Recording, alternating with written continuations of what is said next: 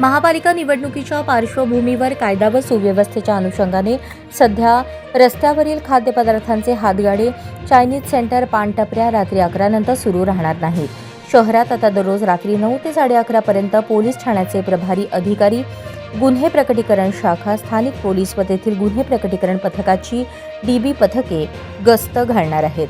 सोलापूर शहरातील बहुतेक रस्त्यांलगत चायनीज, अंडा भुर्जी, वडापाव, भजीपाव असे हातगाडे पाहायला मिळतात. पानटपऱ्या, चहा कॅन्टीन देखील रात्री उशिरापर्यंत सुरू असतात. या ठिकाणी विनाकारण रात्रीच्या वेळेस गर्दी दिसून येते. परवानगी नसताना देखील अनधिकृत हातगाडे रस्त्यांलगत दिसतात. दुसरीकडे शहरातील मोकळ्या मैदानावर देखील मद्यपींची मैफिल रंगलेली असते. निवडणूक काळात कायदा व सुव्यवस्था बिघडणार नाही याची दक्षता पोलिसांकडून घेतली जात आहे.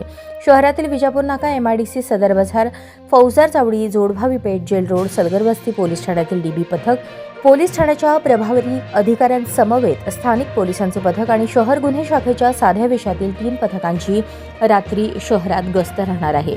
दररोज एक पोलीस उपायुक्त रात्री 10 ते 11 या वेळेत शहरातील स्थितीची पाहणी करणार आहेत.